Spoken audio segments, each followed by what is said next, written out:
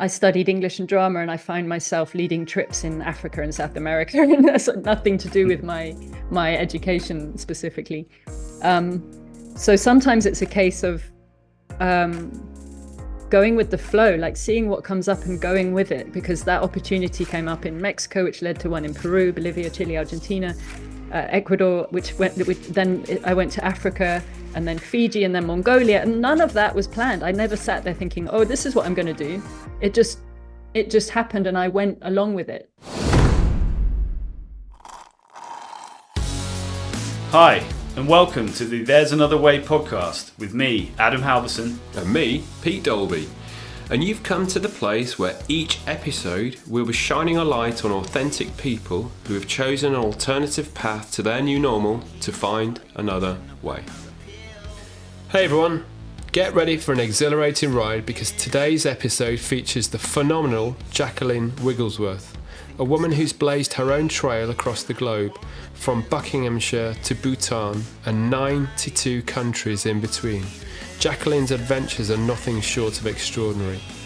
After almost landing a leading role in a Hollywood blockbuster, Jacqueline took a very different path, one that led her to expeditions in South America, bringing books to refugee children in Africa, and even hanging out with the Dalai Lama and hosting yoga retreats in Bhutan. Tune in for her incredible stories and unique experiences. You won't want to miss this. There's Another Way. Brilliant. All right. Well, welcome everyone. We are delighted to be joined by Jacqueline Wigglesworth. Have I said that correctly, Jacqueline? You have. Today. So thank you very much for agreeing to come on today. My pleasure. How are you doing and where are you dialing in from today? I've actually just moved to Dorset, to like quite near the Wiltshire-Hampshire border, not far from the coast. So it's a beautiful part of southern England. So you can go walking by the beach at will, really, can you? Yeah, it's a little drive and then a walk on the beach. Oh. Yeah. Mm. Sounds idyllic. So just to set the scene, so Jacqueline, we've only met once very briefly, and we met at Ella Mills, Deliciously Ella, for those who know her. She did a talk and a book signing a couple of months ago, January time, wasn't it? That's right. And we randomly sat next to each other, and I think my shoes have finally dried out now from the water spillage. I think that was my fault. Sorry about that. No, it got us chatting, and here we are today. We've got a podcast. So, but before we dig into it, how amazing was Ella Mills, by the way, on that evening?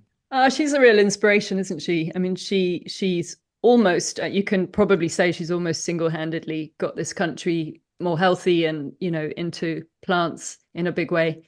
Yeah. I can't remember the stat from that night, but it was something like 3% of the UK was buying plant-based when she started 12 years ago or something, and now it's 47%. Yeah, absolutely incredible. And she's very inspiring, and the way she handled herself on the stage, there's 400 people there, the questions, and obviously meeting her afterwards to do a book signing was absolutely brilliant. And sadly, Adam, you couldn't be there, and it's well documented as to why you couldn't be there after the last episode. But you did get you a signed Ella Mills book, didn't we? Yeah, it was a very, very nice treat after coming out of hospital, actually, getting that book as a welcome home gesture. Yeah, Lucky you. Absolutely. Yeah, I was gutted I couldn't be there. I think I was even more excited about the chocolate covered peanuts, actually. They were spectacular, actually. So that was a nice little treat. So there we were, sitting on the front row, randomly met. Never maybe not so randomly, given that we're doing this. Well, exactly right. And we just got talking, and I think I've mentioned on a few of these episodes how much I love travel and how much it's played a big part in my life. But you speaking to you, I mean, we'll go into it in a little while, but you are a serial traveler. And did you say you'd been to 96 countries in your time, Jacqueline? Is that right? I think it's actually 94. You gave me too many. Wow. And I've worked on 6 continents. So yeah, I guess I have moved around quite a lot. It's been a gift, a real blessing. So my ears pricked up hearing that story, and then I was immediately thinking of another There's Another Way episode, and here we are a few months later. So thank you for agreeing to come on. So yeah, if we can maybe take it back to childhood, really, if that's okay, and how, very briefly how it was, and what instigated your love of travel. I think, if I remember correctly, I think you said your mum was from South America, or a South American. That's right. That's Yeah. right. Yeah. So my dad's English, and my mum is from Venezuela, but she was actually born in New York, so I was a mix from the get-go. And so I had a combination of parents who were, funnily enough, my dad, who grew up in England, in what they call the first world, whatever that means, grew up in Yorkshire, kind of working class, and my mum, who grew up in the third world, a term I don't love, but that's what it is, they say. She grew up in a sort of vast house, and it's funny, there's that combination. And also my mum's very much heart, my dad's very much head, so it was just a nice balance, I guess, between the two of them. My dad spoke to me in English, my mum in Spanish. So that was kind of the setup growing up. So almost like two cultures, two worlds colliding, the influences from both those different areas growing up. That sounds fantastic. Yeah, that's right. And and then you said Hertfordshire. So you schooled in Bucks, didn't you? I think you said. Yeah, I went to Northwood College. I grew up in Elstree in Hertfordshire, went to Northwood College. So I had a lot of friends in the area where we met, which was Amersham, Chorleywood, Rickmansworth, that area. Yeah. And was it always on your radar growing up that you wanted to go and explore the world, or at which point did that kind of really grab you, would you say? Yeah, it's a good question. I mean, I always was drawn to other cultures from a very young age, like Egypt and Tibet, and I just loved, sun and sea, and I traveled a little bit with my parents growing up. They, in fact, at one point we went to Florida a fair bit because my dad had some business there. So, that introduced me to a world of like nature. It was a place where you could be outdoors all the time, and there were always crazy animals everywhere, and swimming all day long, that kind of thing. It was a joy.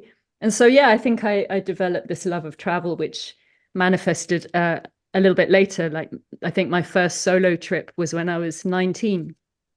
Okay. Well, I mean, I think Florida's enough to inspire anyone to go and see a bit more. I mean, I spent a year out there when I met. Did you? Yeah, it's like you say, the nature, the searing heat, the humidity. It's so alien to someone that kind of grew up in the UK, isn't it?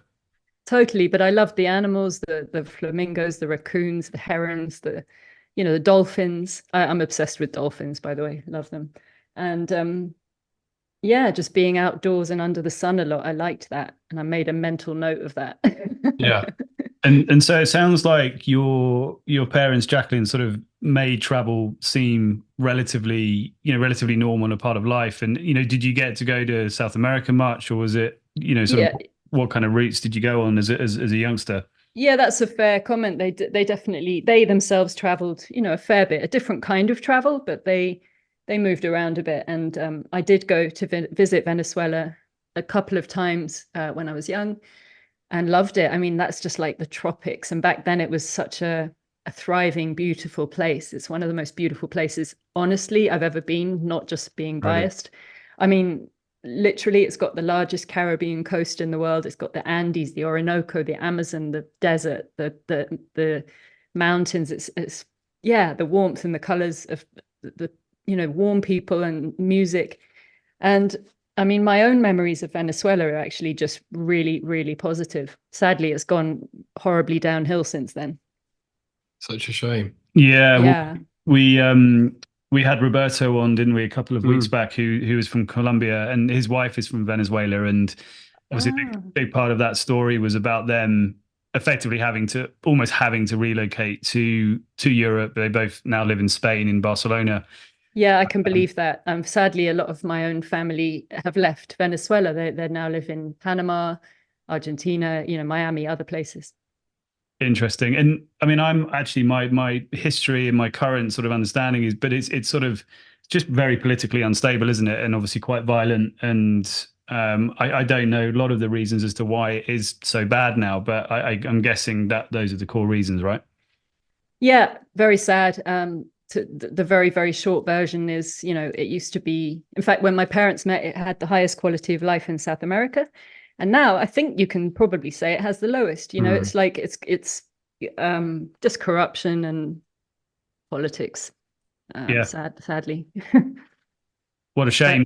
But, what a shame. Yeah. So yeah, you got introduced to a young age, and so you said that your sort of first solo trip was 19. Sort of that's right. Where. So that was my first year at university. I was at Exeter, and I had a summer holiday, and I got a job at Elstree Film Studios.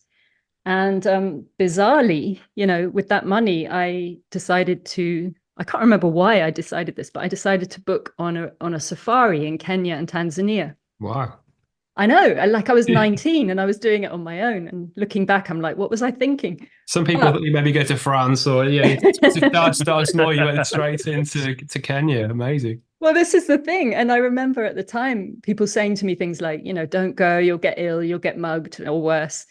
And I actually did go, and I had the best time ever. I didn't even get a mosquito bite. The safari was amazing. I fell in love with Africa because everything feels bigger there. The stars, the sun, the animals, everything, and the heat. And, I had this first night, which is quite significant for my life later. My first night in Nairobi, a kind couple who I was on the plane with gave me a lift to my hotel. And then I remember sitting there because I was joining the safari the following day.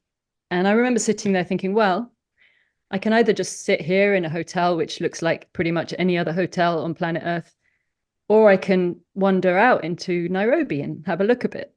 And so I decided to wander out. And the truth is, those things I'd been told, like you're going to get mugged, you're going to get, killed. I don't know what they were in the back of my head. And I did feel as if I was being followed. There were a few young boys behind me, and I wasn't 100% comfortable, if I'm honest.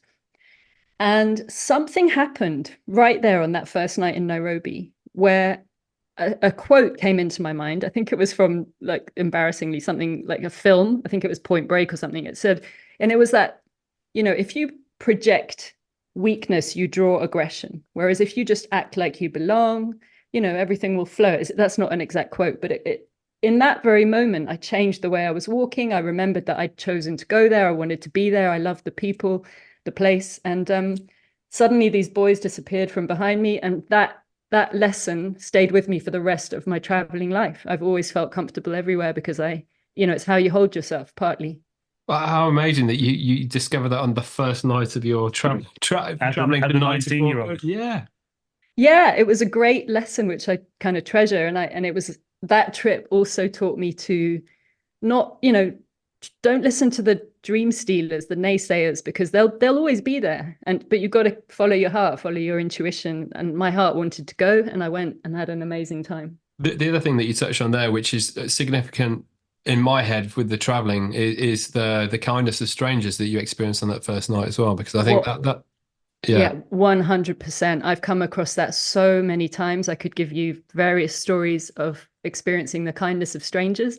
It's a thing, it's real, and it's often from people who have much less, or nothing, and are willing to share or help or be kind. It's really quite humbling and amazing and true. It's a real thing. And yeah, absolutely. It's people experience it everywhere. And I know it's a bit cheesy, but there's a show on TV called Race Across the World where I like it because it reminds me of backpacking back in the day where you don't have mobile phones and what have you. And I know it's different when you've got a set of TV cameras following you, but the kindness of strangers that those teams see in different areas, be it South America, Southeast Asia, it's really apparent. And I think it's a really special part of traveling, I think. I couldn't agree more. Yeah. I just can't believe that within 3 minutes I've heard one of the most profound things I think I've ever heard. As a 19-year-old, having the I guess self-awareness, but the sort of sharpness of mind to put that into your mindset. Because again, I think about even now, if someone said, hey, do you want to go to Nairobi, I'd have all of those things going through my head, even as an adult. Of course, and that's normal and natural. And I think, when I was at school, I found this book. I think I'd been given, I don't know, 10 quid or something for a birthday. And I remember buying 2 books, and one of them was on dolphins because I loved them. And the other was called The Power of Your Subconscious Mind. And so that really sort of instilled in me quite early on, this sense of like, we are in more control than we realize. We're more powerful than we realize in terms of our thinking. So yeah. And were you already sort of thinking this way even at that young? You were sort of interested in things like, the power of the subconscious, mindset, that kind of thing. I was always interested in, holistic things, well-being, health, the mind.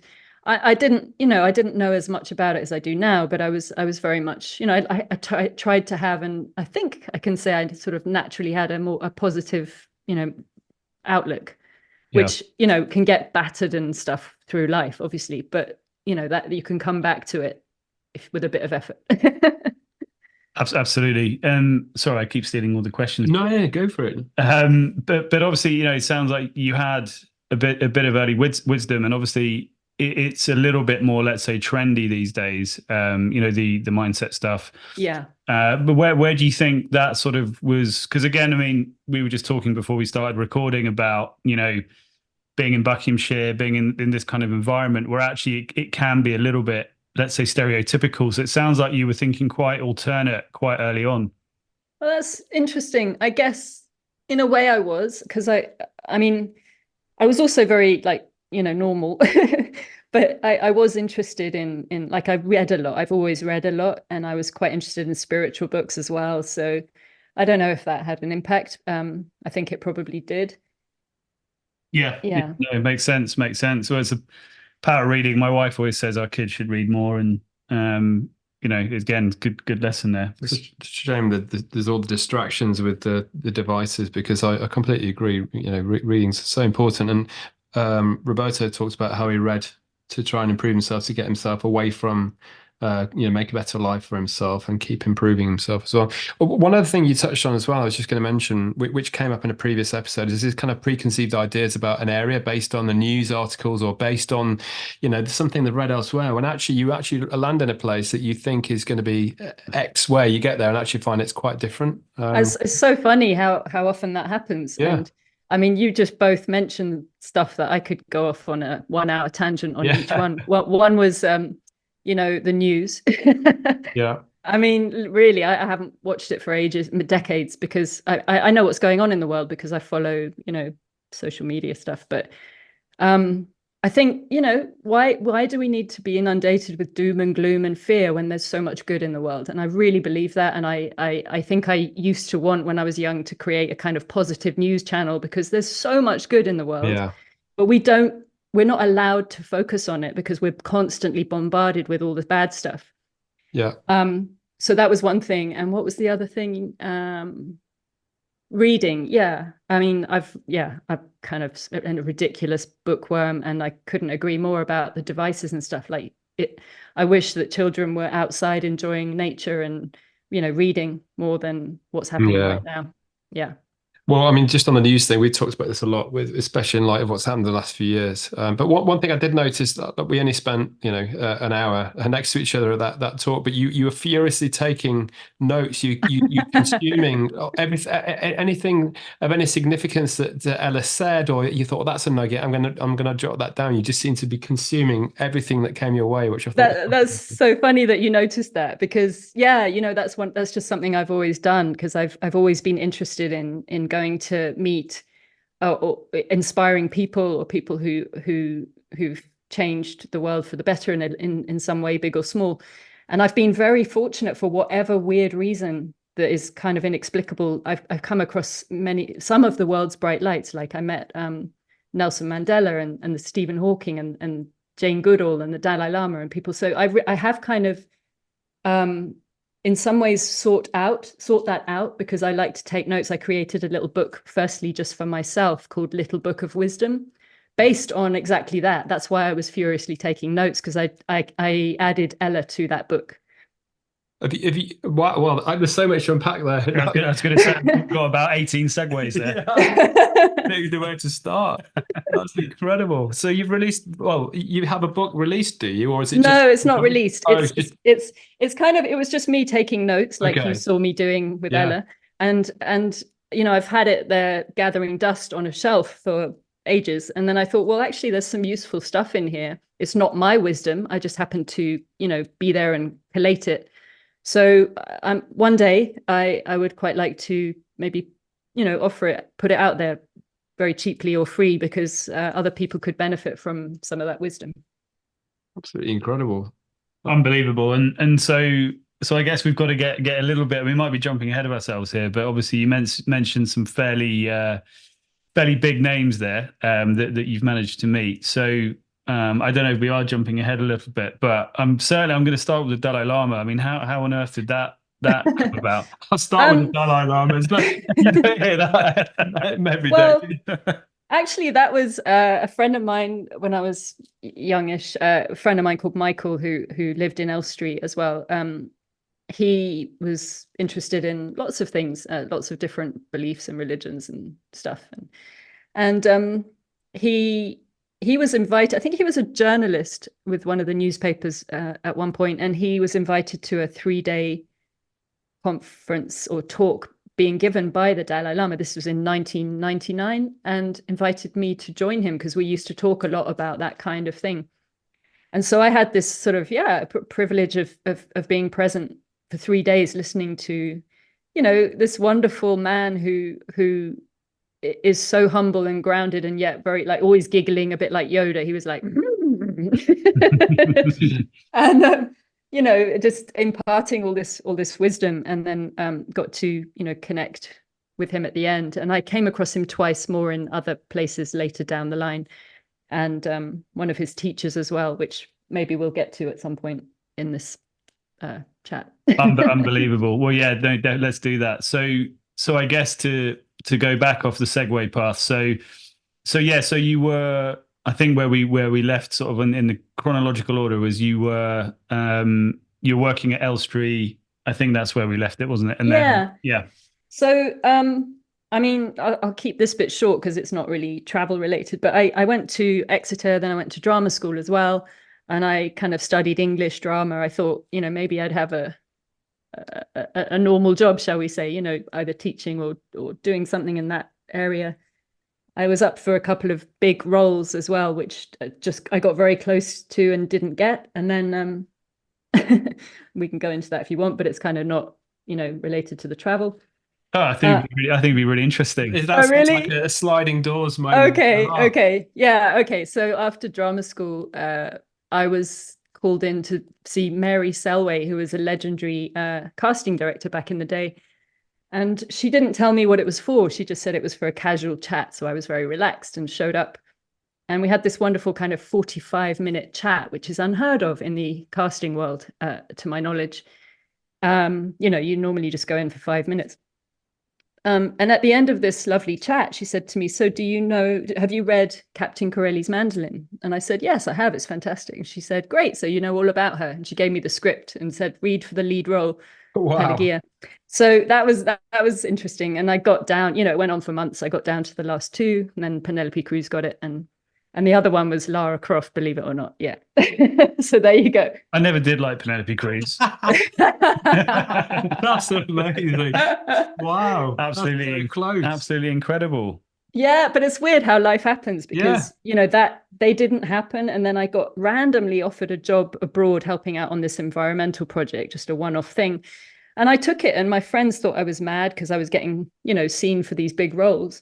But actually, my whole life took a different tangent to what became leading community-based trips abroad amongst kind of cool,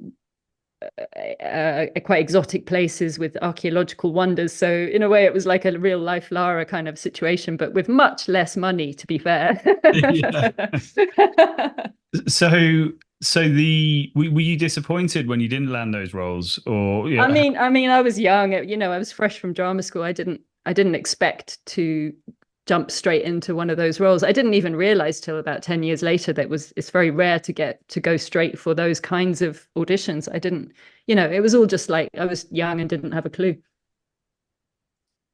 Yeah, I mean, the drama or the acting side of it fell through. So what was the jump then from you gotten over the disappointment of not getting those roles, and you thought, right, I need to do something different, or yeah, Yeah, well, I was invited to help with this kind of marine project, which involved diving and stuff, and like marine helping with marine protected areas. And I just got this sense of like what it's like to travel and give back, like do something useful for the local community or for the environment. And ideally get paid to do that. And it created sort of opened this other world to me.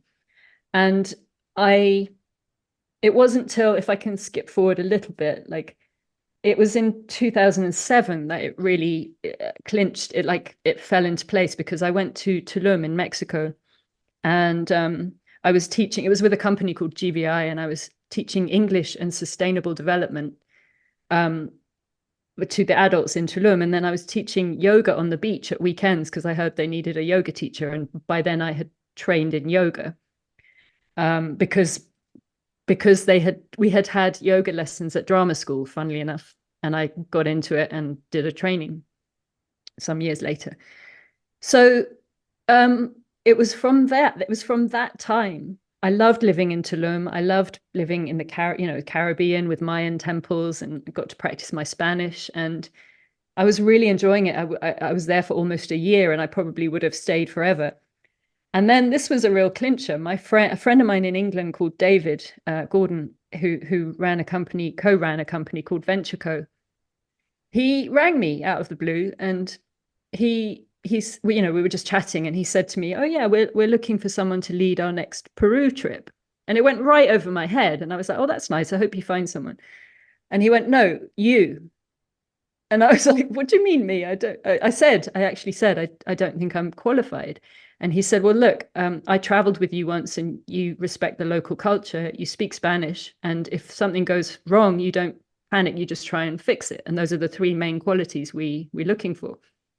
So I was like, wow, okay, if you believe I can do it, I'll give it a go. And so I found myself going to Peru for 6 weeks to help run this community-based project where we help build, a communal house for the local people in the Sacred Valley. And that led to a whole load of that kind of work in South America and Africa and other places, where we would, it was in 3 stages. We would do Spanish school first with the groups, and then work on a community-based project where we had asked the communities beforehand what they wanted, and then saw if we had the resources to make that happen. And then we would work with the local people to make it happen. So it was a really beautiful sort of bonding experience, and useful to them and rewarding for us. And then the third part was we'd go off and have an adventure. So in this case, it was trekking to Machu Picchu. And that became a thing I did for several years after that. So you're grading yourself a local community, you're giving back and helping those communities. So, and you're spending time and getting to know them. And it must be such a fulfilling and rewarding experience doing that in itself, and learning so much about local cultures. That's what I loved about it. It was very rewarding to give back. I mean, let me be really clear. This is not a good earning job. This is not like going to buy you a house, or you're not going to save any money doing this. But to me, it was life experience, and it was being paid to, I got, the flights and the accommodation and the food and all that, plus a small salary. And I was spending time in beautiful cultures in South America. I worked in Peru and Bolivia and Ecuador and Chile and Argentina. And, you're giving back, but not in a like, oh, we're heroes way. Just, you're helping the locals to do something that's useful, and you're getting a lot out of it too. And so I got to see a lot of the world in that way, which was very fulfilling. And that job with Venture Co ended up leading to a lot of other amazing things in other places. And just before we move on to that, were there sort of any expectations, or were there any thoughts from your parents in terms of taking down this path? Obviously, if you'd got close in a few film roles, or how did they have any expectations about where your career should be going? I guess were you sort of early 20s at this point, mid 20s or something like that? Yeah, that's quite funny. Well, it was a mix, because my I think my mum just wanted me to be happy, and she was always encouraging, go and do what feels good, my dad is much more sort of, logical, grounded, and he was, I don't think he loved the acting idea either, to be honest. I think, perhaps he would have wanted me to become a banker or a much more sensible option, but clearly that was not something I was going to do and thrive in. So ultimately, it can involve making difficult decisions, or ones that might not be understood by everyone.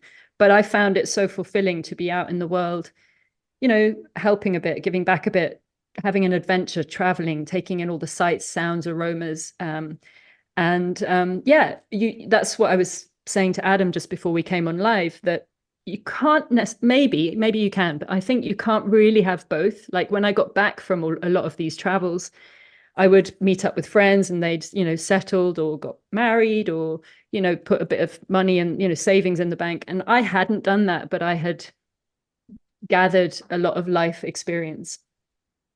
But you're rich in experiences and wisdom, like you said with your book. And we hear so many stories of people that go down the route that the parents kind of not push them down, but kind of guide them down. So, look, this is a proper job. This is what you should be doing. And then 20 years down the career, they blow up and think, I need to do something else. It's not for me. So it's really interesting that you decided that earlier on, and that's part of the reason why you wanted to speak to people like you to tell your story, because I think it's really fascinating, especially, we've got kids that are going to be going into the world at some point soon.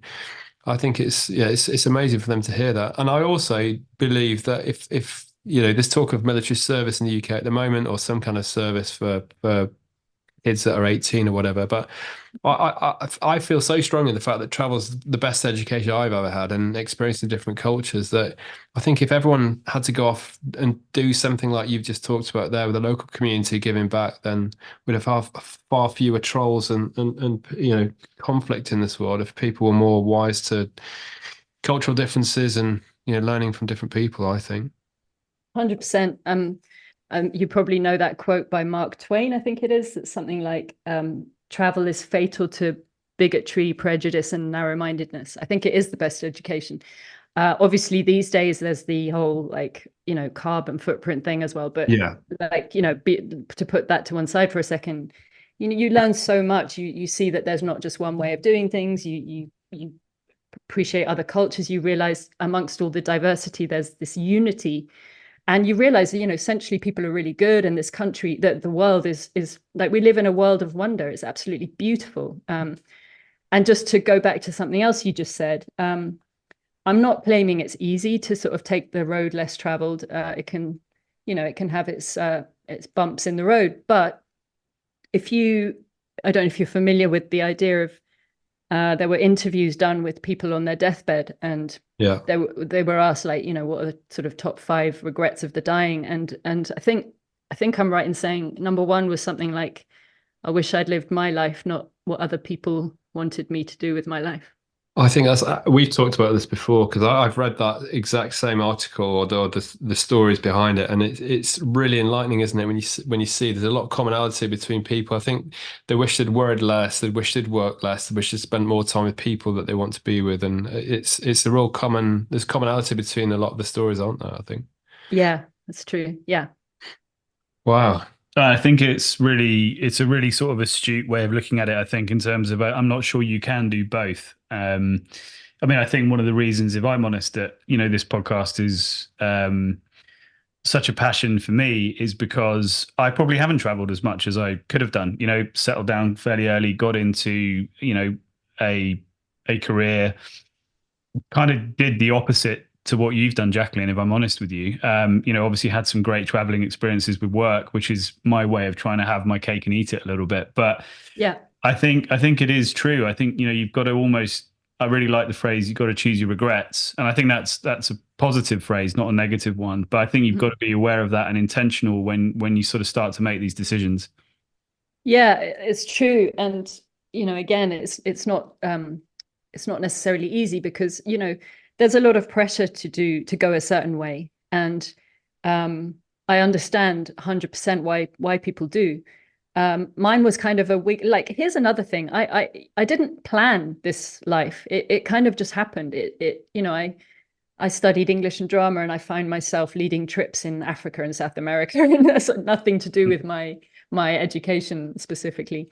So sometimes it's a case of going with the flow, like seeing what comes up and going with it, because that opportunity came up in Mexico, which led to one in Peru, Bolivia, Chile, Argentina, Ecuador, then I went to Africa, and then Fiji, and then Mongolia, and none of that was planned. I never sat there thinking, oh, this is what I'm going to do. It just happened, and I went along with it. We had, I mean, yeah, I think we're going to have a series of podcasts to delve into some of the experiences that you've had. But what I just noted there, it sounds like you've been very open and said yes to a lot of things. We had Chris Paget on a few episodes ago, and that was his way of, he admitted he was quite shy as a child, and to overcome that, he just started saying yes to different stuff, and things came his way, and he ended up traveling and going to America and living over there for a while, and just things came his way just by saying yes to stuff. And I think that's such a good outlook. I mean, obviously within reason you can't say yes to everything, but the fact that that opened the door to other experiences, and you just kept saying, yeah, let's do some more, I mean, yeah. And I mean, maybe it's because you could argue that I was, I didn't get the acting stuff, so I was kind of, running away doing other things, but it became very fulfilling, and I don't have any regrets about that. So, it's just the way my life panned out. Brilliant. So far. So you led the crew to Peru. I didn't mean to rhyme that, but and then you said you did a few subsequent trips. So by this point, were you starting to think, actually, the leading these expeditions is something I can do? I'm comfortable with, and I'm really enjoying it. Yeah, I found that I really enjoyed it. I found that I was pretty good at it. I got on well with the groups and the local people, and when if I ever felt that morale was in danger of being low, I'd set up a pub quiz or something, and keep everyone happy. And I think I realized, even while it was happening, that it was a kind of a privilege to be doing it. And as I said, it led to a lot of other things. So, for example, I went to Africa, to Zambia and Malawi, to work on a book bus project for children. And this is something that had actually been started a bit before. I helped this publisher that my parents knew. His name was Tom Mashler. He was a bit of a legendary publisher. And he rang me one day and said, I've got this crazy idea. I'd like to buy a bus, as you do, and take out some of the seats and fill them with children's books and send it to Africa. And I was like, I thought for like 3 seconds and thought, well, how can I help? That sounds amazing. And, obviously it took a lot of logistical nightmares to set it all up, but I put him in touch with that David guy from Venture Co that I mentioned before. And it did indeed get out to Zambia. And then a little bit later, I went out there myself in 2011 and helped run it for some months. I think it was 6 months I was out there. And that included, we were camping, and God, I'm trying to tell you like a million things in one go. But so because Tom Mashler had published Roald Dahl, amongst other people, he'd introduced Roald Dahl to Quentin Blake, the illustrator. Wow, yeah. Well, and so we're not too far away from Great Missenden, where Roald Dahl lived. Yeah, so that's right. My house used to back onto his house. So really, yeah, no way. Yeah, so always followed what he did. Oh, I love that. So you'll know what I'm talking about. So Tom Mashler asked Quentin Blake if he would paint the buses, and he agreed. So we had these beautiful buses with children reading in the trees and lions like looking up at them, and it had African animals everywhere. So you can imagine this bus had like a Pied Piper effect everywhere we went in Africa. Unbelievable. It was so beautiful. And we'd rock up at a village or in a school, and then we had these reed mats in the back, and we would put them down on the floor, on the grass, or under a baobab tree or whatever, and we'd sit with kids. And we would, depending on literacy levels, which vastly vary, we would either read to them or read with them or let them read to us. And then we had art materials on board, and they could illustrate their favorite part of the story and stuff like that. It was such a joy. And I actually, through word of mouth, news spread about the book bus, and a place called Maheba refugee camp actually asked if we would visit. And I remember thinking, well, they deserve it more than anyone probably. So we, it was a crazy thing to commit to, but I found myself going for 6 weeks to a refugee camp in Africa with the book bus. And I have to say, this might surprise you, but it was one of the most inspiring experiences I've had. It doesn't sound surprising at all. Why was it? I mean, well, we were. I'm sure we can imagine, but what bit of color around why it was so inspiring. Well, firstly, it was very, very, very basic, as you'd imagine. It was long drop toilets and no electricity, and you'd walk like anyone else to the local pump, the water pump, to get your water. We had a bamboo, what do you call it? A bamboo structure to create a DIY shower with a jug. It was all very basic. And we would visit different parts of the refugee camp every day. It was huge, and it was actually a bit more like a settlement. They'd been there for some time already. It wasn't like crisis moment where they were all appearing from a war zone. It was they'd been there for a while, and we just met some incredible people, and we got to know. When I say we, it's me and the driver, the Zambian driver, and a group of maybe 10 people who studied things like international relations, and they were volunteering from all over the world. So we just be blown away by the people and the simplicity of life there. And you just, it's very humbling but inspiring as well, because you can imagine some of the stories we heard were very harrowing, including, I mean, I don't know how much detail you want, but there was a boy, an 18-year-old boy there who I got to know, who I lent him some batteries one day because I saw that he was playing with this camera that didn't have any batteries in it. And to my surprise, he walked for 2 hours later that day to come and thank me in the place where we were based. I couldn't believe it. And so we got talking, and over time, in a mixture of Swahili, English, French, and body language, we got talking. He was from the Congo, the Democratic Republic of the Congo. And he'd seen some pretty hairy stuff when he was very young, like the rival tribe had marched into his village and razed the place with fire, and with machetes they had basically got rid of people close to him, is probably the politest way I can put it. God. I know. I was sitting there like crying inside but staying strong on the outside for him while he was talking, and I couldn't believe it. I was thinking no one should have to experience these things, let alone children. And yet he had like the brightest smile in the whole place. He lit up the room, or the tents. And he just wanted, at this stage in his life, he had been reunited with his father, who'd been away at the time, thankfully.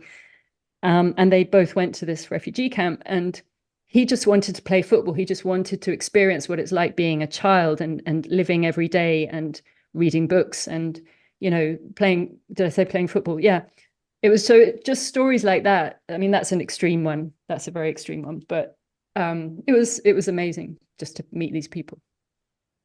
Do these experiences, when, I don't know how much you watch the news, but you mentioned you sort of try and avoid it because of negativity, but obviously there's a lot in the mainstream around, obviously, immigration, stop the boats, all of this stuff. And, for me, it's not necessarily, I don't want to get political, but I think sometimes there's a tone to it where, there's a negativity towards those people in that situation. Yeah. What I discovered, if there was one thing I can bring away from it, was refugees don't want to be refugees. None of them chose it. None of them want to be there. They either left their home because there was a war going on, or there was what I was just telling you about, that kind of horrific situation where there's things like the only option is to be a child soldier, or you leave the country, or just politically they can't stay where they are, or there's a famine or something like that. So they just want to live a normal life. Most of them want to go back home. I also don't really want to get political, but it's yeah, I think we just maybe don't understand their circumstances well enough.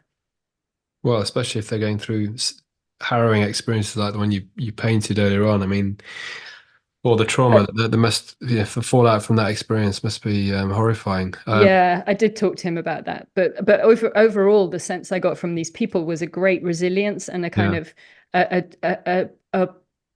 they're very good at celebrating each day and each moment more than we could ever really understand, because every day is a bonus for them, really. Yeah, and it's difficult, isn't it, in our world sometimes to relate to experiences like that, because people whinge and moan about certain things that are happening on a day-to-day basis, but actually when you contrast with what people go through, it's yeah, I mean, it's just a different level, isn't it? Have you ever had any feedback? I mean, that sounds like you don't get many buses driving through with that glamorous artwork on it, driving through Africa. Have you ever had any feedback years later from what impact it had on a child's being able to access those books, or the memories that they have from that experience at all? Yeah, a little bit, because we ended up then developing it and aligning with the curriculum out there.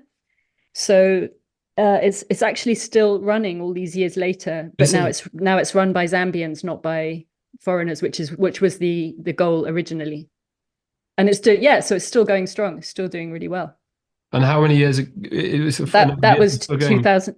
I was there in 2011, and it was sort of a year in. Amazing. Imagine how many people have been inspired to read, that wouldn't ordinarily maybe have access to be able to read books. I mean, yeah, what an amazing initiative that must have been to be a part of. It was really fun. It was a real privilege. Yeah. And I know you can't really compare to something being in, going to Peru and helping local community, because they're all quite different experiences. But I guess they are, yeah. But I mean, my overriding memory of even the refugee camp was a lot of people having, singing and laughing with me and stuff like that. So it wasn't all doom and gloom at all. It was like I said, very inspiring. But yeah, they're all different. The different cultures, you get something different from each of them.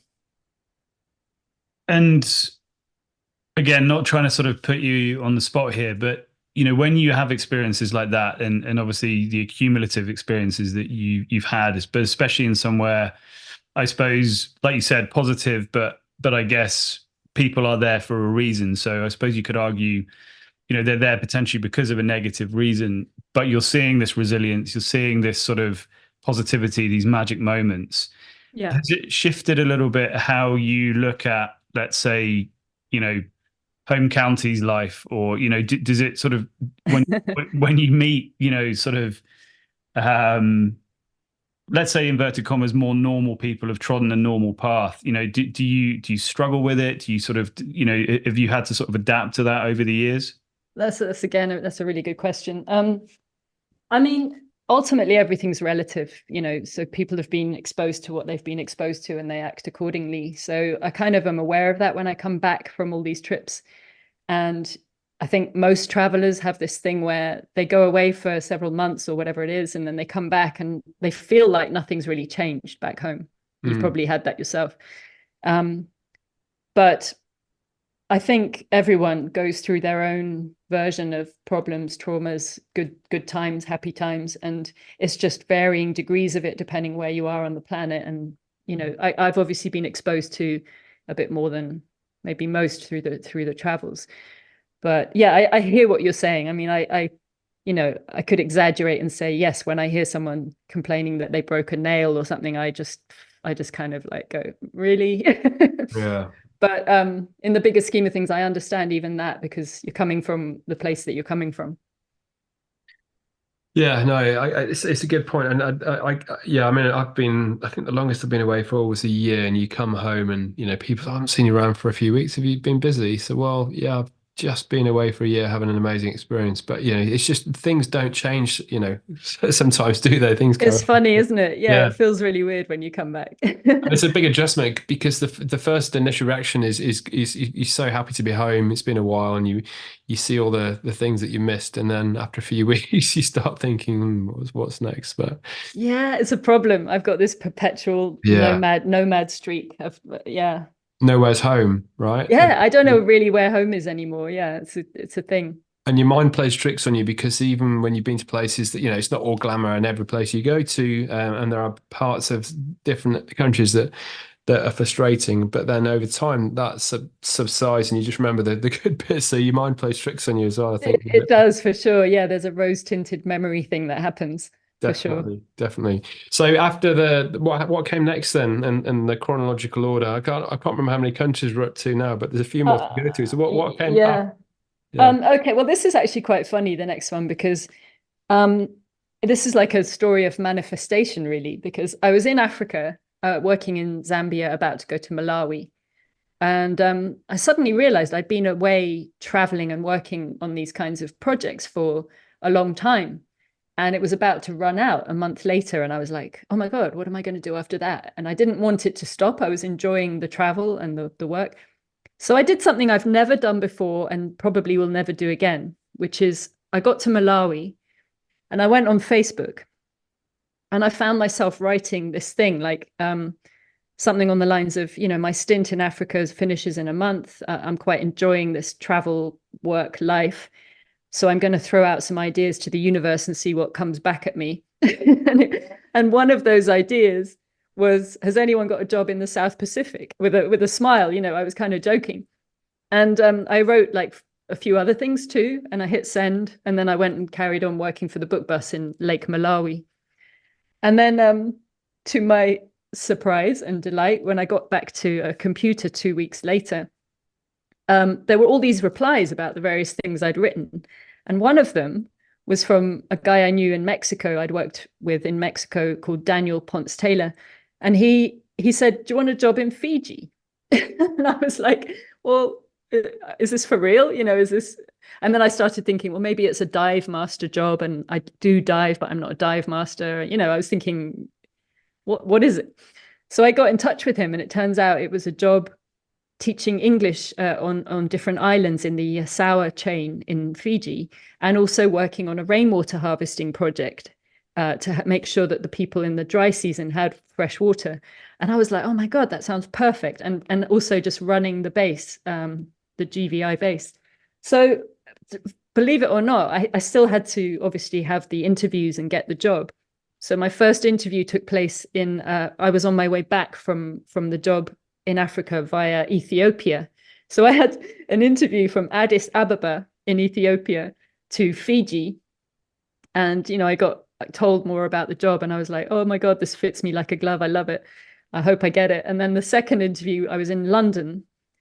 And here's a little aside, a little sort of secret. I'd already packed for Fiji by the second interview because I wanted it that much. I'd already packed, thinking, okay, this is happening. It has to happen. Did you tell them that in the interview? No, I didn't tell him that. And then I got the job. So I was like, oh my God. So 2 months after writing that crazy thing on Facebook, I found myself living on a tiny island called Nanuya Lailai in Fiji and working on education projects and rainwater harvesting projects, and stayed for, more than about 6 months or more. So it was pretty amazing. Wow. To manifest that. Well, that sounds incredible. I mean, I guess you'd accumulated quite an international network by this point when you posted that message on Facebook. But I mean, just putting yourself out there, asking the questions, see what the universe comes back for you. I guess that's one of the lessons, I guess, is that you've got to put what you want out there to the universe, because I mean, we've all done it, where you have this kind of dream of something you want to do and you just keep it to yourself, or you think, well, that can never happen, or that's totally impossible. Like I couldn't have gone to Fiji. Like I didn't really have spare cash to go to Fiji at that time. So I manifested a job to go to Fiji. It's a great way to look at it, though, isn't it? Just forge your own path. You want to go see somewhere. What's next? Put yourself out there. Absolutely brilliant. Yeah, and how was Fiji? Was it as you'd expected it to be when you got there? How were the people, the culture, and everything? It is a paradise, really. Yeah, I mean, it's as you'd imagine it. Obviously, it has its problems, like everywhere does, and you realize how tiny and insignificant you are when a cyclone comes along. But otherwise, it was amazing. Yeah, it's really, great job, and I had to pinch myself quite a few times about commuting in a boat past these lush green islands in the South Pacific, and just working with good people, and yeah, just having that experience. I mean, during a experience like that, you say you had to pinch yourself. I mean, you think about the 5:47 train back from High Wycombe and London Marylebone. It's quite similar. Yeah, Yeah. you can't see, it's stuffy, everyone's miserable, no one's talking to each other. I mean, we could look at it the other way too, which is that you guys who or anyone who has done the sensible thing and is working and they've got the money in the bank and all that, they can pay to go on a holiday to Fiji, and they could live in a 5-star hotel, whereas I was roughing it in a beautiful but very simple hut. And there's lots of angles to look at it from. I think the only thing, I guess, my question would be, though, is I'm pretty sure when you were on that boat driving or getting driven to work or however it worked, I'm sure you weren't sitting there like, oh, really wish I was on a commuter train right now. I have to confess that is accurate. Definitely. Yeah, you're right. Are you into photography at all, Jacqueline? Yeah, I love it. I was just thinking, you must have an array of photos from all these experiences, which again, if you talked about the book of wisdom, you must have a collection worthy of a publishing as well on all your travels. Oh, that's sweet of you. I actually do. I put together a coffee table book of highlights from my travels a while back, and I called it World of Wonder. And it's got a few like mini stories in there and some inspiring quotes. And I haven't put it out there to the world to sell, but it exists. It is a thing. Did you profile some of the people that you met along the way as well? Yeah, I did. Yeah. A couple of the stories I've told you and a few others are in there. Well, I for one would like to have a look at that. If you really? Great. Yeah, of course. No, okay. Yeah, and the words of wisdom as well. So I think we, I mean, there can't be. I mean, the traveling that I did with my wife was amazing. Yeah, Nicole. Yeah, I remember I met her that night. Yeah. And we've been to some amazing places. We didn't go off the beaten track too far like you've done, but Southeast Asia and all those different places and backpacking around the world, and it was just an incredible experience. I've completely forgotten where I was going with this point. That's all right. But the experiences. So yeah, that was my point. So lots of people have traveled through similar paths. People have worked in America. People have traveled around the world. But there can't be that many people that have the same traveling DNA that you have, because you've been to so many different places and experienced all those different things. Yeah, and like I say, I don't know how it happened. I kind of joke that it sort of happened by mistake, but it didn't. Everything. Well, it depends what you believe. It's just the way things unfolded, and I'm very grateful for the travel experiences I've had. Yeah, I can totally see that as well. So you coming to the end of your stint in Fiji, were you thinking it's time for another Facebook post? Well, that's another funny story, because I was on the opposite side of the world when the Olympics in London was about to happen. And I'd joined, that lottery thing to get a few tickets. And I thought I hadn't got any, so I was just going to stay in Fiji. And then I'd go online one day and realized I had got, equestrian jumping and diving and gymnastics. So I was like, oh my God, I have to go back to London. So I did. And I have to say, as a big sporting fan, I don't know whether you agree, but for me, London 2012 was the single best tournament experience I've ever had in my life, and I've been. It was phenomenal, wasn't it? I mean, the atmosphere was incredible, and I remember getting home, and I was so excited about the Olympics because I love the whole thing with like the flame and the flame going from Athens and people celebrating the best that humans are capable of and all that stuff. And I found, to my disappointment, that most people were actually not excited. They were like, oh, it's going to be a nightmare. There's going to be so much traffic and, security. And I was like, oh, come on, it's going to be great. And it was fantastic. I loved every second of it. I think there's definitely a cynicism in this country, but I think when the tournament kicks off, we generally do, we do get behind it. But I think that was one example, London 2012, and the games makers and all the volunteers just made it such a spectacular experience. And interesting you say about the torch. A good friend of mine's father was actually the first person to take the torch in the UK when it landed on British soil for London 2012. Really? Yeah, that must have been amazing. Yeah. What a privilege. Yeah. It was a really good, it was a feel good time for everyone that. And then I guess my last sort of job one that I can mention quickly is I then ended up going through VentureCo again, who I'd worked with a few times before. They started running these horse riding challenges. And there was one to Mongolia, and I had mentioned to them, because I love horses, I love animals generally, that I loved riding. I didn't grow up with horses or anything, but I did love riding. And so they said, well, do you want to be the person who represents us on that trip? So I was like, yes, definitely. So I found myself twice going out to Mongolia in 2013 and 2016 on these horse challenge rides, which were amazing because they, you're with the local nomadic people, and we were living in gers or yurts, the round white felt thing, the ones. And we would ride for 6 to 8 hours a day on these incredible, sturdy, fast horses. We'd be galloping a lot. And it was just incredible. In the morning, you'd dismantle the yurt, and then you'd get on the horses and you'd ride and ride. And once you leave the capital, Ulaanbaatar, there's basically no gates or fences anywhere. It's just vast, wild, open space. And the whole thing was raising money for animal welfare. And the groups just loved it. It was like just such a different experience to what any of us are used to. And the local horsemen were incredible, and they would like sing to us under the stars, and the women would cook the traditional food in the yurt. And that was another, just completely out there, amazing experience that I got to have, because I knew, because I'd worked for that company before. And how long were you in Mongolia for in both of those stints then? I think they were both 10-day trips. Okay. Yeah, but full on, intense.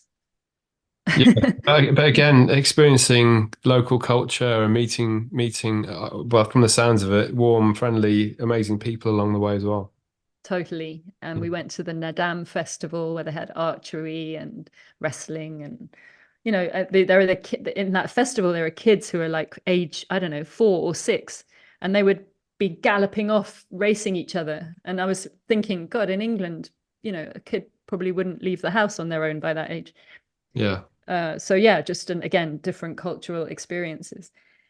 And so I guess the rest of my travel was yoga related. I've led a lot of yoga retreats since I think my first yoga class was back in 1999 when I was at drama school, and then I trained in 2005 to 2000. Well, yeah, from 2005 onwards. And so I led, that's been another part of travel, leading retreats to some cool places around the world.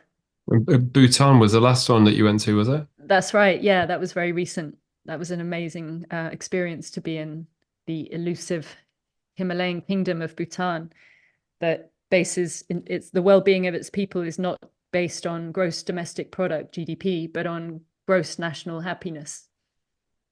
Have you done yoga, Ad? No. My wife has repeatedly wanted me to do it. Really? But I haven't. It's crazy because I'm super interested in it. I understand the benefits. I don't know why I haven't done it. I'm the same. I've never done it, but really? It sounds fascinating. But yeah, I think for what would you say to someone that's never done it before, or someone that's maybe thinking about it? What are the main benefits from participating in yoga? Well, can I start with a joke? Yeah. I once saw this thing of Batman and Robin chatting, and Batman says, "Let's go to yoga," and Robin says, "But I'm not flexible," and he goes, "How? That's how you become flexible." Yeah. So yeah, I was just I would say I didn't necessarily plan to get into yoga, but it was part of our training at drama school, and I always remember the first class because it was quite challenging. I'd always been outdoors and active, but it was using different muscles, and it's a whole different thing. And so I remember my body finding it like quite challenging. But how I felt at the end when I was walking away from the class was like I was floating on clouds. So I immediately realized right then that it was much more than just physical. I felt deeply calm and really like quite blissed out. So I remember thinking, okay, that interests me. I want to find out more. So I started reading about the philosophy as well. And, I think for the breathing exercises to keep calm and oxygenate the body, Mm. and for the aspect of the mind, calming the mind, and releasing some of the monkey mind, the constant thoughts, and generally for strength and flexibility. It's proved to be a really wonderful portable tool for me in my life, and I know that it's helped a lot of other people in my classes and other people's classes. And in some cases, it's saved lives. I happen Really? to know that just from chatting to people. Yeah. Well, I mean, we hear or read constantly that movement's very important, exercise and things like that. And I remember, I think I mentioned before, watching the Blue Zones documentary and seeing this 95-year-old lady in Okinawa in Japan, kind of walking around with a bottle of wine on her head, being really flexible. And you think, Yeah, I watched that. That was wonderful. Yeah. It was, wasn't it? Yeah. So not only for the physical benefits from it, but also, like you say, the mental side of it as well. And it always makes me laugh when people say, who smoke, so the smoking, I find it really relaxing, but surely the breathing techniques that you could deploy would have the same benefit as smoking anyway. Yeah, that makes me smile, because a friend of mine who ended up climbing Everest used to smoke a lot, and he said, "Oh, it helps me, breathe deeply into my lungs." I'm like, okay, whatever you say. Yes. No, I think the breathing is probably the most important aspect of it in many ways. I mean, ultimately it's about, enlightenment, whatever, but it can be a very grounded thing. It can be just about staying fit and healthy and calm. Yeah. And we could do with a lot of that most. Definitely, yeah. And so after sort of coming back to London, was it really sort of yoga that you went down, that sort of from that was the direction you went down from there, was it? Kind of, because the companies that I mentioned before that I worked for, they stopped doing those kinds of trips. And so I thought also they were quite full on and hard work, those trips. Like, you're in charge of a group for 12 weeks through 5 countries, on some of them anyway. So I thought, well, yoga is both good for you and relaxing, and you tend to have retreats in pretty beautiful places or sacred sites. So I thought, okay, well, I could focus on that a bit more now, and I did. And I've led various retreats in places like the Azores or Turkey, Kerala in India, France, Spain. And it involved sort of going and coming back again. So it was less like going off and disappearing. It was more temporary trips and coming back. And actually, when COVID happened, I had this weird. This is another kind of weird manifestation story. I was, I don't know what month it was, but I had this dream of a dolphin, and I hadn't had that kind of dream since I was a child. And so I remember waking up thinking, oh, that's nice. A dolphin came to me in my dream. And later that same day, I was talking to a friend of mine on the phone who's quite intuitive, and we're in the middle of a normal chat when she suddenly said something about, oh my God, I see you working with dolphins by the desert. And I thought, and then we just went back to a normal chat, and I was like, what was that all about? So that night, I've learned not to dismiss things like that. If you hear something twice, follow that through. So I Googled dolphins, desert, yoga, because I thought, if I'm going abroad, I need to be working, so I need to offer yoga. And this website came up that was running yoga retreats on a boat in Egypt, in a place where wild dolphins came and you can swim with them. And there was no job or anything on the website. Like, there was nothing, there was no advertised job. But I decided through my intuition to just write to her anyway. And I just, randomly said something like, I know this sounds crazy, but I feel drawn to come and work for you. I teach yoga. I've been teaching for 15 years it was back then. And I love dolphins, always have. And I'm fascinated by Egypt, and, would quite like to get away from all this COVID malarkey in England in the winter. So I hit send, and to my surprise, she got back 2 weeks later. She got back to me saying, actually, I have been thinking of collaborating with a yoga teacher. Can you get yourself out here? I ended up staying in Egypt for a year. A year? Was it Hurghada? You were. Did you live in Hurghada for a bit in Egypt? Yeah, I did actually. Yeah, I remember you saying, yeah. I was in Hurghada, and I'd work in El Guna nearby, and I'd work on the boats. So I would go on a Friday night and come back on a, oh no, sorry, I'd go on a Saturday, come back on a Friday. So I worked on dolphin swim retreats, I worked on dive safaris, and also kite safaris, like kite surfing. So it was actually turned out to be a pretty amazing year. I was very lucky to do that. Amazing. Sorry, we're just looking at each other like, wow. Just yeah, I mean, yeah, incredible, absolutely incredible. And so I love the way you forge. You have an idea in your head of, I like yoga. I don't really fancy going to Egypt, so I'll try and forge. And whether the stars align or whether it's, I guess, like you said earlier on, you have to put yourself out there and ask the question. But things kind of have fallen your way when you put yourself out there at several points, it sounds like. They have, and I like sharing some of those stories because it shows that we can all do that. If you have an idea or a dream and you think it's not possible, just put it out there anyway, just in case, and just kind of trust sometimes these things can happen.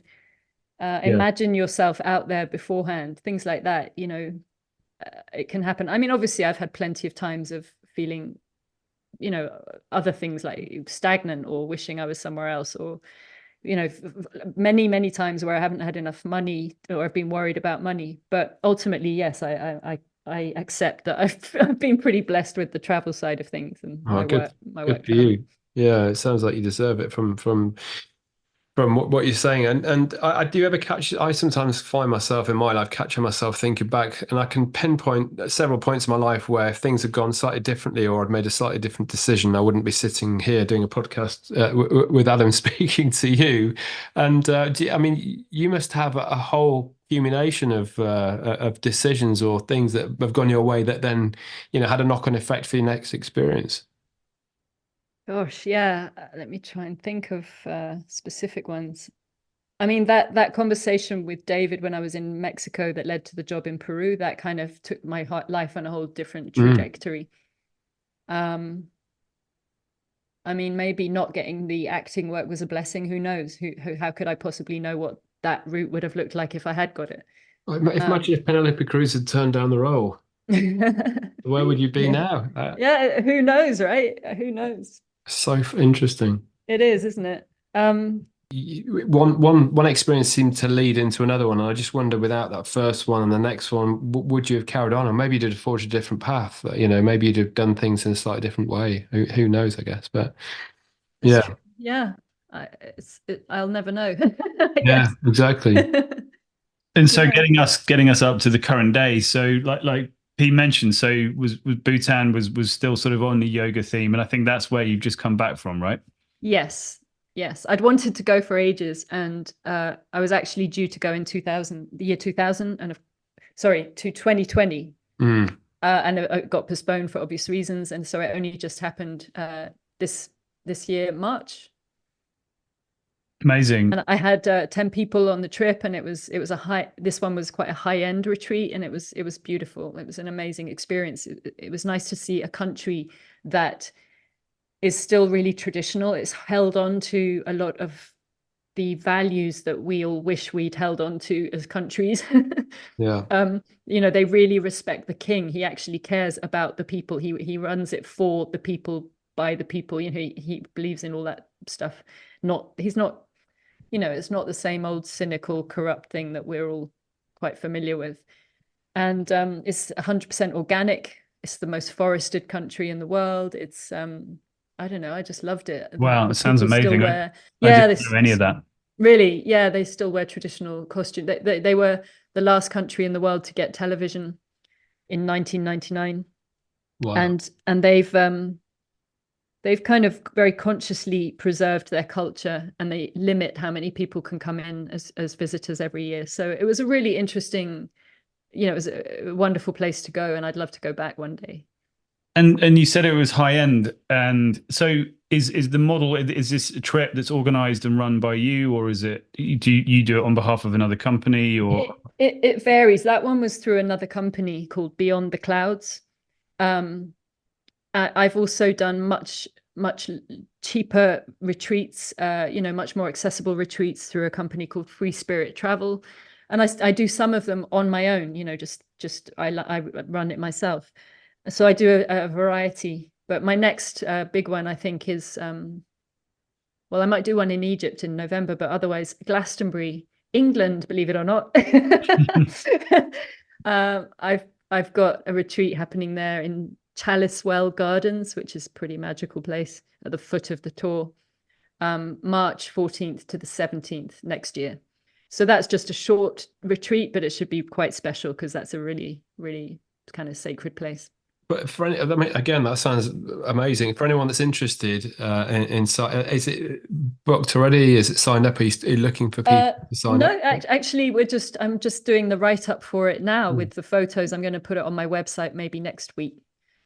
So that's it's not booked up yet. Okay. It hasn't even gone out there as a thing yet. I'm telling you first. Fantastic. And so you have a website, so you have sort of a let's say a business model. Have you sort of built up a following over the years? How does it work? Sort of how do you get your clientele, as it were? I do have a website. It's called luminoustrails.com. You know, like behind a star, luminous trails. Yeah, amazing. But actually the following thing has been a weird one because I'm so like, I'm here, then I'm there, and then I'm there. So when you're a nomad, it's quite hard to get a regular following, but I seem to fill my retreats anyway. So fantastic. So you can always go to the website, and I've I do put it out there on Facebook and stuff as well when I've got something going on. Brilliant. And so I guess sort of really bringing us right to the current day. Obviously, I think you're talking to us from Dorset. So yeah.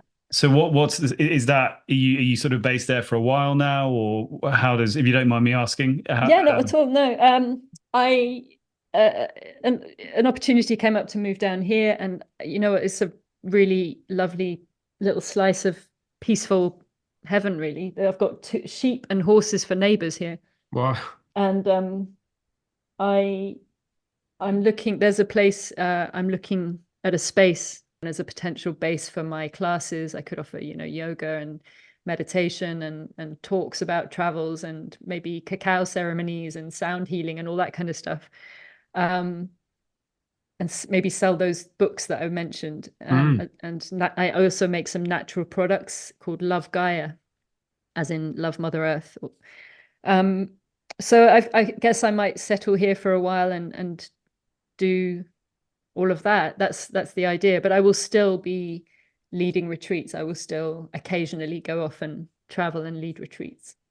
I love the way you say for a while. I can never commit full term to not moving. Good for you. So your future, you still see the trips, the expeditions, be it yoga, whatever. Even though you have a base, you'll still plan to go and see different places. Yeah, I don't think that wanderlust will ever leave me. No. I mean, I fully acknowledge before saying it that this is a kind of ridiculous goal, but since I'm on 94, I thought it might be useful to get to 100 countries and 7 continents, and so I'm quite close. I'm just like 6 countries away. So where have you pinpointed those 6 countries then? So you have to get to 100, by the way. Then I'll write the book. Yeah. Well, I mean, I would love to go to some more islands, like South Pacific islands. I've been to Easter Island and Hawaii, and obviously Fiji, where I worked. But there's so many more I would love to see. Same with the Caribbean. I'd love to go to Antarctica. I nearly went there once. I nearly got a job on an Russian icebreaker boat, working from Ushuaia in Argentina. But they actually said I could have the job, and there was a cabin for me, but I had to leave the next day, and I was still in charge of a group for 4 more days. I had to get them back to Buenos Aires, so it didn't happen, sadly. So I still need to make it to some more exotic islands in Antarctica, and a few more sacred sites would be wonderful. But if I can't, I'm very happy with what I've done. I've been lucky. Yeah. Buenos Aires, I managed to go there once with work. I really loved it. Yeah, it's a cool place, isn't it? I'd love to explore more in Patagonia and then down the south of Argentina. But yeah, there's so many places to go to. I know. Do you like Malbec red wine? It's very good there. Yes, it is. As is the steak at the time. I remember the steak was amazing as well. Totally. Yeah, you can cut it with a spoon and stuff. Yeah, absolutely. And one of the things that fascinates me that you just sort of mentioned there is, without going into too much detail on your finances, but what Mm. sounds like an amazing sort of balance that you found is that you found a way to make this financially viable whilst pursuing your passion. And I don't know if you can shed a little bit of light on that, because you mentioned a couple of times, like, you know, a lot of these things you've done haven't been necessarily financially viable. But the reason I'm asking this question is because what it sounds like to me is that you found a really unique way of sort of tying, obviously, just some of the practicalities of life, e.g. money, and, you know, and obviously everything that you kindly walked us through.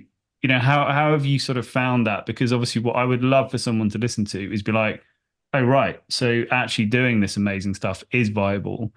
Yeah, okay, maybe you're not gonna be on a banker's salary, but, you know, I think for me, what's really amazing about this discussion is it actually is making it sound like it's, you know, doable, even if you do want to, you know, maybe you don't want to be loaded, but you want to have, let's say, sort of at least a sustainable existence.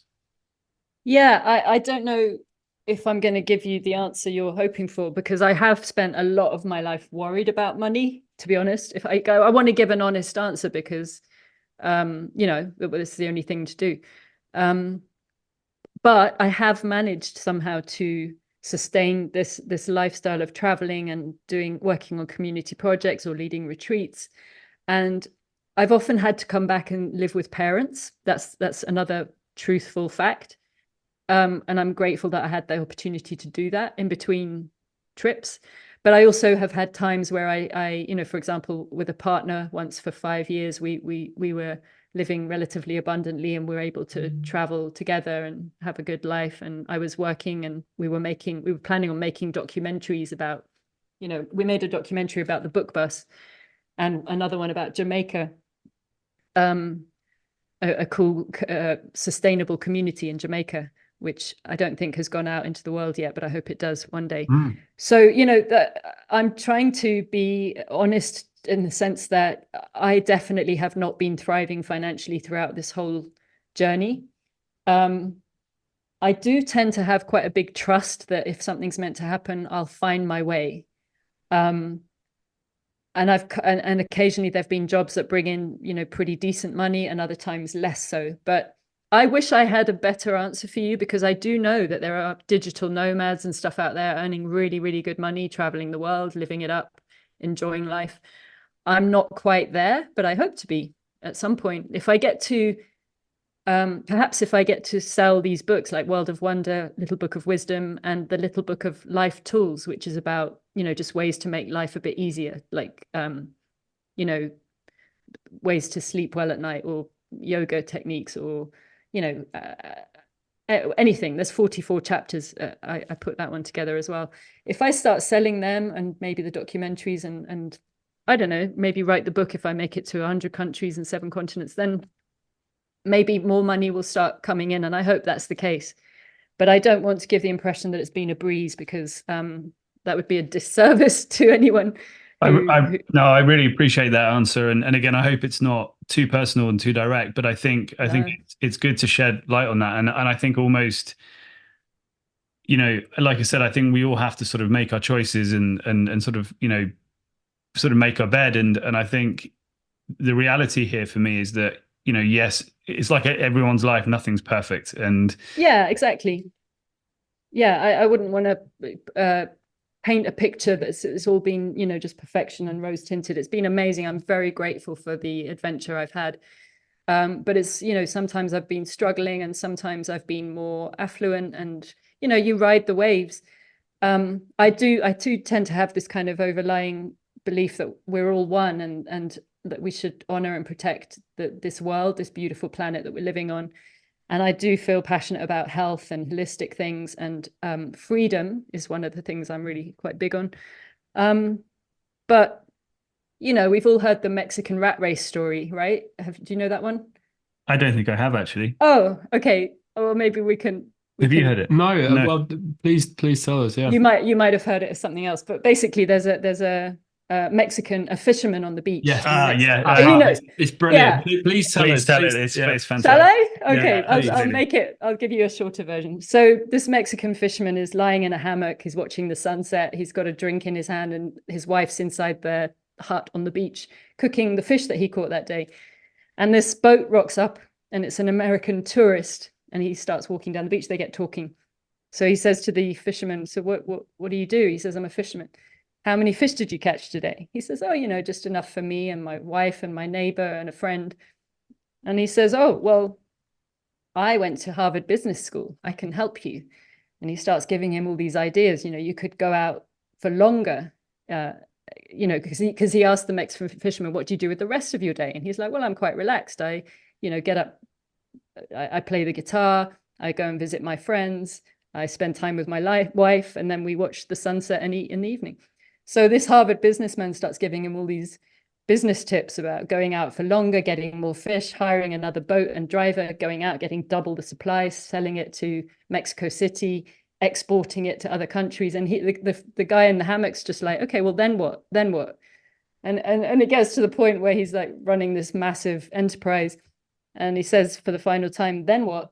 And the Harvard businessman says, "Well, then you get to just retire and live on a beach and watch the sunset and be with your wife." And then he kind of pauses and goes, "Oh, that's what you're already doing." It's such an amazing story. I heard that a few months back on a podcast, and I'm glad you raised that and told us that, Jacqueline. I think it's such a great story. Yeah, I know it's well known, but the point being that, we do tend to aspire to more and bigger and better, and actually maybe just having enough is okay, and maybe just appreciating, the nature and what we have. And I don't know, I'm not saying that's the way to live necessarily. I'm just saying, in my case, I've chosen to be grateful for what I have, and I think that's quite a healthy way to do it, rather than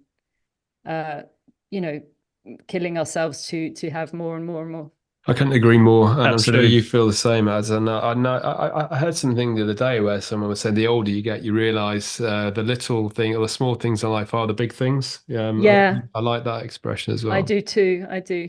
And like, going back to the Dalai Lama for a second, his whole thing is like, there's no need for complicated philosophy or temples and all that. The philosophy is kindness, and the temple is your heart. It's very simple. Like, be kind to each other and the earth, and all will be well.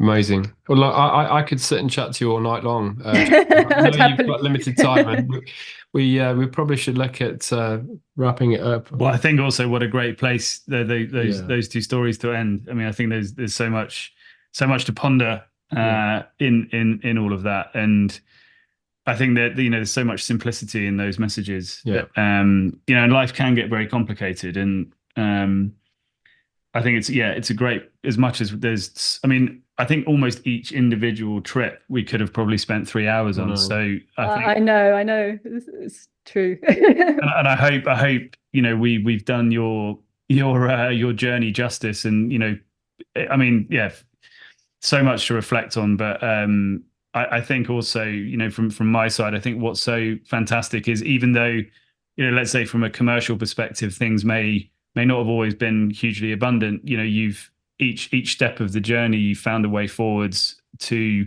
do things that excite you, to do things that interest you, that you're passionate about. And I think there's a lot of room for people to take heart from that and reflect on it. And especially without sort of turning this onto myself, with the health things that I've had this year, those types of things come into your head. How have I spent the last 20 years? And that's why I think sometimes I question around, what were these sliding doors moments? What was it that sort of got it into your head to sort of follow this path? And I think that's what I would encourage to anyone who's in their teenage years or sort of embarking on this, is to really think about, well, actually, is that a path I want? Totally. Yeah. I think, yeah. I mean, health is the greatest blessing. And, there are those moments in life where you're given a choice of, do I follow my heart, my intuition, or do I do what's expected of me? And I'm not saying it's easy to do the first option, but maybe down the line, if you can think of the bigger picture, you might be able to, bring that perspective in. Like, there's a beautiful Mary Oliver poem which finishes with the line, "What is it you plan to do with this one wild and precious life?" And ultimately, that's what we've got. It's like, what are we going to do with it? Yeah, absolutely. And I think unfortunately some people realize that when it's too late, don't they, sometimes? So I think make the most of every day. We're not here for very long. So like you said, one life and live it as much as you can. Yeah. Jacqueline, thank you so much it's been a fascinating, extraordinary insight into, well, what an amazing story you've had. And I think I speak on behalf of both of us when I say, please come back and speak to us when you've got your book out, or either of your books, or you reach 100, thank you. 100 countries. We'd love to follow up, and we could have chatted all night. Likewise. Yeah, it's been a pleasure, you guys, and thank you so much for I think it's wonderful what you're doing, and I totally agree with you. Your sort of ethos behind this podcast being, if it helps one person out there, it's worth it. There's some Emerson quote about happiness or success that finishes with like, if it what is it? Something like, if to know that even one life has breathed easier because you have lived, this is to have succeeded. And that's what you're doing with your podcasts. Well, hopefully, and that was our aim, wasn't it? Just to shine a light on stories like yours, Jacqueline, and other people, and some of the amazing things that they're doing. So yeah, if one person takes something out of it, then it's worth our while. But before we go, Jacqueline, we always finish on the same question. So if I can ask you the same one, and most people haven't got a book to reference back through, with a book of wisdom, so it might be a little bit easier for you. But if you could go back to 18-year-old Jacqueline before you set off to Nairobi, before you'd done any traveling on your own, what would and you could give yourself one piece of advice, and everything that you've learned in the 94 countries you've been to and all the people you've helped along the way, what would that be? Wow. It might sound a bit predictable actually, but follow your heart. Brilliant. I think that it's not it's not predictable. I think it's great, and I can certainly think of moments where I haven't done that. So it may be predictable, but I think it's a great way to finish. It's clear that you've done that as well, though. Exactly. Yeah. Well, there've been moments I haven't, but yeah, overall, I've tried to, and even just trying to gets you part of the way there. So that could be the lesson to take. Just tune into every decision you have to make. What would my heart do, or what would love do? That some people say. Yeah. Brilliant. Well, thank you so much, Jacqueline. And I also, just on the Exeter, you obviously you study in Exeter. I was actually born there. Oh, were you? Yeah. Good old Exeter. I loved it there. Absolutely. In fact, when I first arrived, the first thing anyone said to me was, "Hello, my lover." And I was like, "Oh, this is going to be interesting." Yeah, that's typically how my mum picks up the phone to me still. So. Oh, I love it. I love that. Yeah. So no, we're actually heading down to Exmouth on Thursday as well. So awesome. Yeah. Well, if you head past Dorset, then come and say hi. Well, that's where I was leaning, but I didn't want it to sound too creepy. Please do. No, seriously, you're welcome to pop in if you want. If it's not too much of a detour, go for it. No, and actually, one of the things and sort of in all seriousness that I've been thinking this whole way is one of the things I'm really keen for the kids to do is to listen to this. I've got a 14-year-old, nearly 14-year-old who is called Ella, which is, I suppose, a coincidence considering you guys met through her show. Yes. And an 11-year-old boy, and obviously I've just been thinking the whole way. I just wish they could hear some of your stories. Put down the devices. Sit in an environment and just listen to some unbelievable stories and wisdom. And so, yeah, I might be taking you up on that as we swing by and head into Dorset. Awesome. Well, let me know. I'll be around. Fantastic. Brilliant. And my kids get bored of me saying the same messages about our traveling days. They're bored to tears with it. So to hear your stories on this podcast will be shed some new light on it. So yeah, thank you very much, Jacqueline. That would be great if they listen. Thank you guys so much. It's been a real pleasure to sort of revisit some of these memories. So thank you. Appreciate it. Fantastic. Right. Brilliant. Thanks, Jacqueline. And until the next time, and when you've got your book out or you're at 100 countries, we'll speak to you. Take care of yourself, and we'll speak to you soon. Sounds awesome. Thank you so much. Take care, guys. Thank you. Cheers. Bye. Let's never ever go to sleep again. starting to fade again. I don't want the end. Call up your friend, but I ain't